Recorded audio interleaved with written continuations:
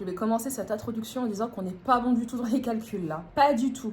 Ça fait 5 jours que j'ai pas écrit. Donc je suis à 10 116 mots et aujourd'hui, je devrais être ici.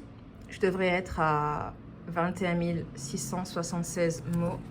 On n'y est pas, hein. Pas du tout. Je me suis demandé si l'objectif, ça allait être de rattraper le retard. Et en fait, non, j'ai pas envie de jouer dans ce terrain de jeu-là. Je vais écrire ce qui me vient. Surtout que j'ai eu pas mal d'idées, justement, pendant ces 5 jours où je ne l'ai pas écrit. Ce qui m'aide aussi à remettre en question cette notion de discipline et dans ce truc dans lequel j'ai beaucoup été, ou en tout cas vers lequel j'ai beaucoup tendu à être. Bref, on en parle juste après, de cette notion de discipline. Là, on va juste avancer. C'est tout. Ça se trouve, je vais écrire plein de mots aujourd'hui. Ça se trouve peut-être pas beaucoup. Mais j'ai une ligne directrice en tête. Donc, on va voir ça. Et aussi après, du coup, je vais vous parler d'un sujet principal, je pense, au niveau de ce roman-là, qui est un sujet extrêmement important et dont on ne parle pas suffisamment non plus.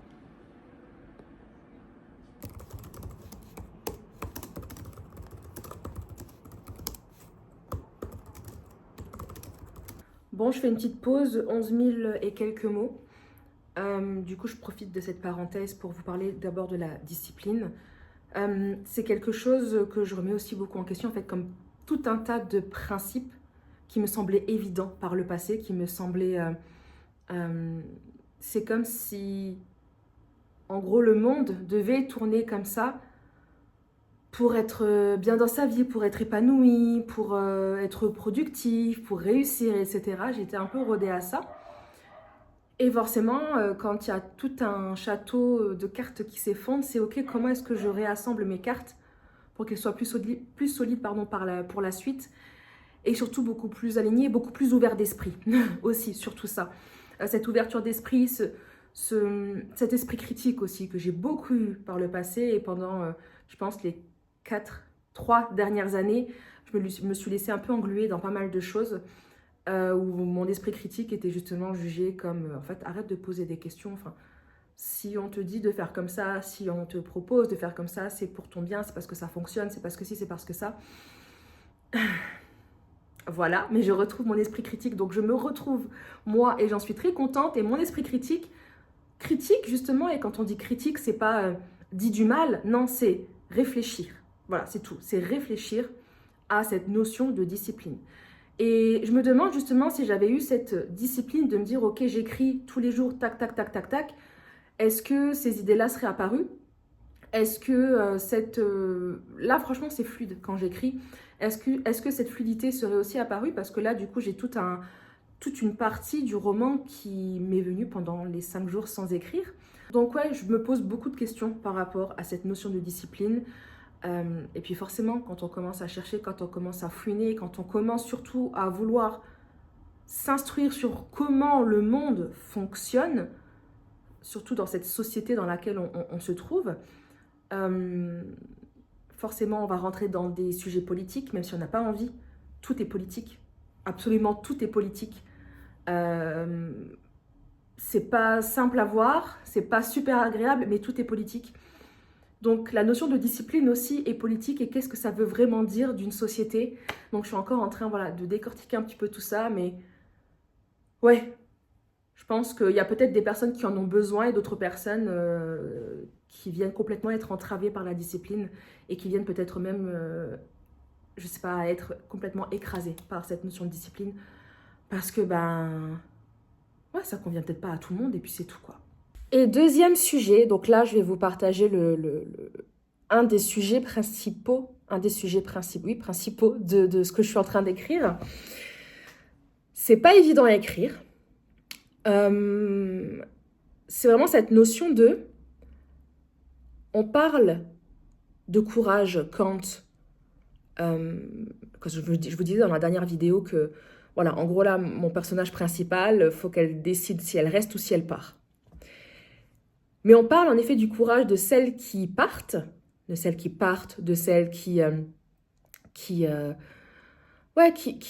prennent vraiment tout leur bagage en fait sur le dos et qui se disent ok, je vais construire autre chose autrement, je sors de cette situation et on les applaudit et il faut les applaudir, je pense.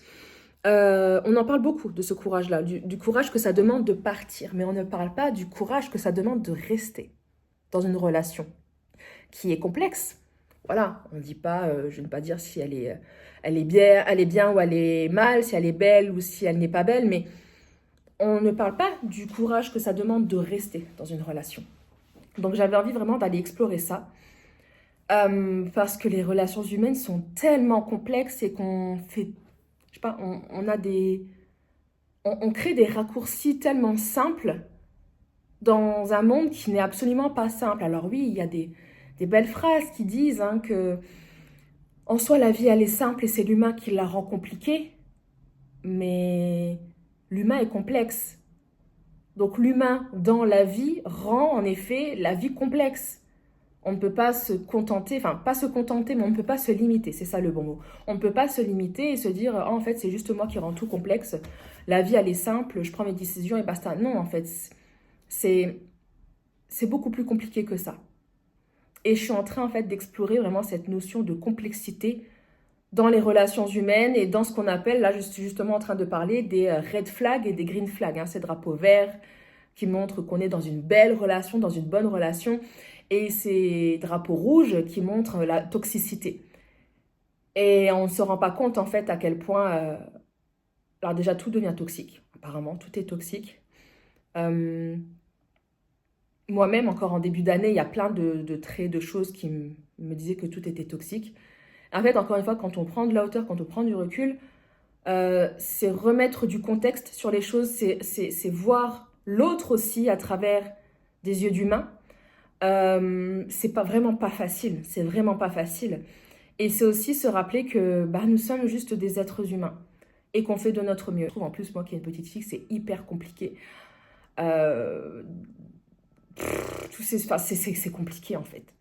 C'est compliqué comment lui amener les choses sans je sais pas comment dire, sans qu'elle soit dans un monde de bisounours, mais sans non plus la heurter, parce que voilà, je pense qu'il y a un âge entre guillemets où on est plus ou moins sensible à certaines choses. Je vois, exemple tout bête, ma fille, on ne peut pas lui montrer Harry Potter, elle a 9 ans. On a regardé ici le Harry Potter 1, mais parce que aussi Harry Potter,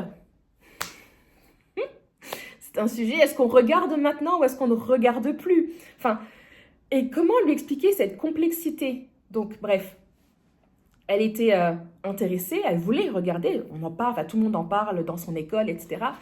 Je le connais bien, le Harry Potter 1, donc j'ai coupé les scènes qui pouvaient faire peur. Alors qu'elle a une copine qui a 1 an et demi ou 2 ans de moins qu'elle, qui les a déjà quasiment tous vus. Mercredi Adams, je ne peux pas montrer ça à ma fille. Alors pareil qu'elle a une copine qui a 1 an et demi, 1 an de moins qu'elle, qui les a déjà vus. Donc tout est une question de sensibilité propre et c'est compliqué en fait de parler de ces sujets-là à sa propre fille. Pas dans le fait de parler de ces sujets-là, mais comment en fait est-ce que je lui amène la chose. Voilà, c'est plutôt par rapport à ça. Et de lui expliquer en gros que le monde, c'est pas binaire en fait, c'est pas tout noir ou tout blanc, c'est complexe, c'est tout en fait, c'est complexe. Bref, je suis en train d'explorer ça dans le roman et j'aime beaucoup parce que ça remet beaucoup ça met de la lumière sur justement ces personnes qui, encore une fois, sont invisibilisées. Ces personnes qui restent dans des relations qui les dérangent ou qui ne conviennent pas ou quoi, qui peuvent peut-être être même dangereuses, dangereuses pour elles. Et ouais, en fait, ça montre juste l'humain dans toute sa splendeur, qui croit savoir, qui croit avoir les clés, qui croit avoir toutes les informations et qui en fait fait juste de son mieux et s'adapte à ce qu'il entend, s'adapte à ce qu'il croit. Et en fait, ça se trouve, il fait de la merde, comme il fait bien les choses, mais qui sait, en fait? Voilà, qui sait? Personne ne sait et on essaye un peu toutes et tous de se démerder. Voilà.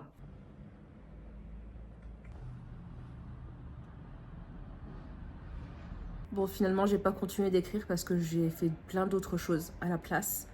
et je me suis complètement laissée disperser. C'est-à-dire que j'étais en train de faire la vaisselle et en même temps j'ai vu qu'il y avait du linge, donc j'ai commencé à... Oh, ça c'est Aiko qui tousse. J'ai commencé... Aiko! J'ai commencé à faire du coup du linge et le linge m'a amené à ma chambre et en fait voilà ce que j'ai fait. Donc là il me reste 10 minutes avant de partir pour aller chercher ma fille. Donc je suis en train de lire Édouard Louis qui a tué mon père. C'est assez accessible, hein. Si jamais ça vous intéresse. Pour les personnes qui ne lisent pas forcément beaucoup, celui-ci fait 85 pages, je crois.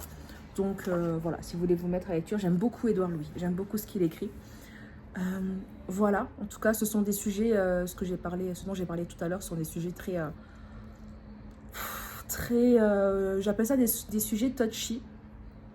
Tout ce qui va être discipline et surtout, c'est encore la discipline, bon, c'est juste enfin ça reste juste de la discipline en soi, mais le sujet des femmes justement qui ont le courage de rester, je sais que mes propos peuvent être très mal interprétés, donc je prends quand même le risque d'en parler, parce que je ne dis pas que les femmes doivent rester, pas du tout, ce n'est pas, mais tellement pas ce que je dis. Par contre, il y a des femmes qui font le choix de rester, même quand la relation de couple ne convient pas, ne convient plus. Et on ne parle pas du courage, en fait, que ça demande de rester. Voilà, j'espère que cette vidéo vous aura plu. Et n'hésitez pas toujours à venir me dire quel type de vidéo, quel type de contenu est-ce que vous aimeriez voir. Et puis, je vais reprendre un peu les Let's Talk. Et ouais, s'il y a des sujets qui vous intéressent, dites-le moi. Je vous embrasse.